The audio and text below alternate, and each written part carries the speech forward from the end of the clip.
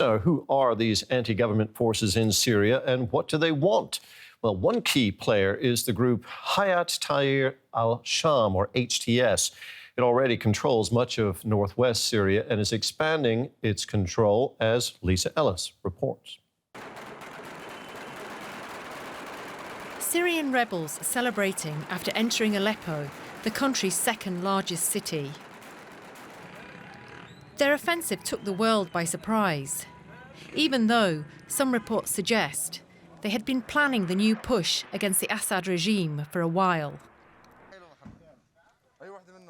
The insurgents are led by jihadist group Hayat Tahrir al-Sham. Known by their initials HTS, they are the most powerful rebel faction in Syria and are made up of some 30 armed groups and at least 60,000 well-trained fighters. They govern Idlib province, an area of at least 3 million people in the northwest, which is part of the around 30% of Syrian territory not controlled by President Bashar al-Assad. HTS was founded by Islamist rebel Abu Muhammad al-Golani. It emerged from a group known as al-Nusra Front that he set up in 2011 in the early stages of Syria's war. Back then, under Golani's leadership, they were a direct affiliate of al-Qaeda, but reportedly broke ranks with the group in 2017 to become the new organisation, now known as HTS. They've long been designated a terrorist organisation by the UN and the US. They've also been accused of human rights abuses in areas they control, including executions and persecution of religious minorities and women. Although more recently, they claim to have disavowed terrorism and are trying to present a more moderate face. Let's bring in Sarah Stackelhaus here. She's a Middle East expert with Heinrich Böll Foundation, which promotes democracy and human rights.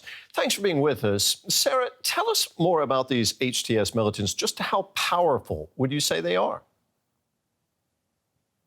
Well, more powerful now than before even. During the attack on Friday, they have caused very little bloodshed, mostly due to the fact that the Syrian regime just withdrew its troops. So they had a swift capture of Aleppo and also of the weapons of the Syrian army that they left behind. Now, HTS says that it wants to unite a fragmented opposition in Syria. Do you think that's likely? Well, HTS is a merger of different Islamist groups. So they have united different groups before.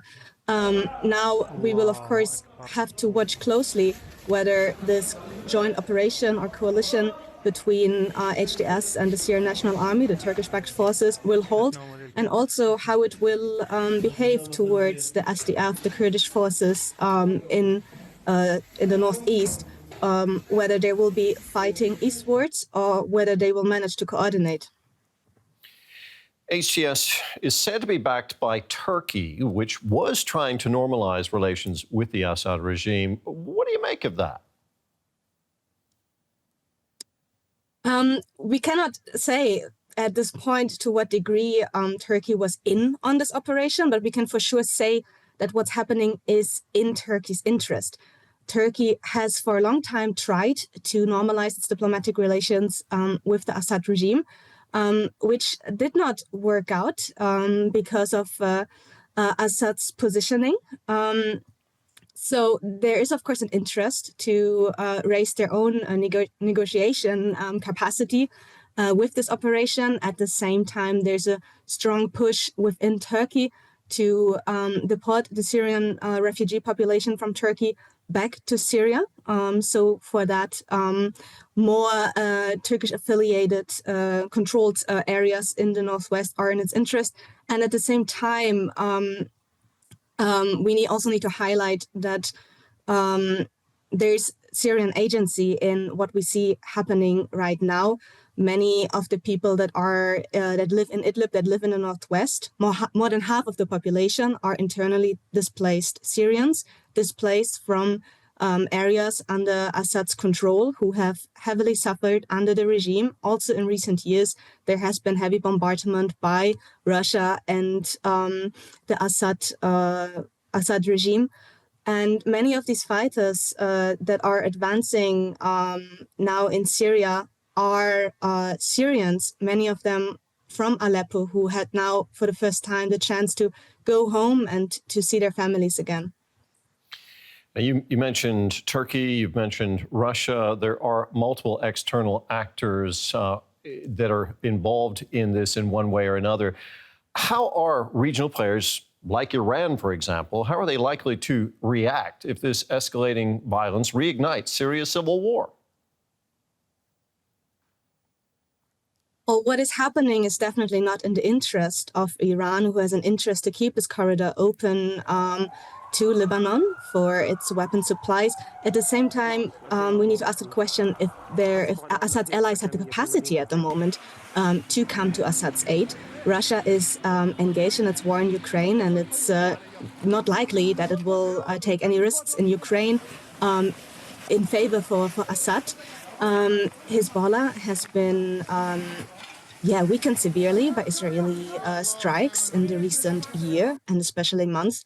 And also Iranian proxies have been repeatedly targeted by Israel in Syria. And in 2016, it took 4 years for Assad to retake Aleppo from the rebels last time, and it only worked because of this massive support by its allies. And now it lost Aleppo in 1 day, and its allies are much, much weaker and also less willing to engage than last time. So it remains to be seen how these things will develop. Sarah, thank you very much. That was Sarah Stachelhaus from the Heinrich Böll Foundation.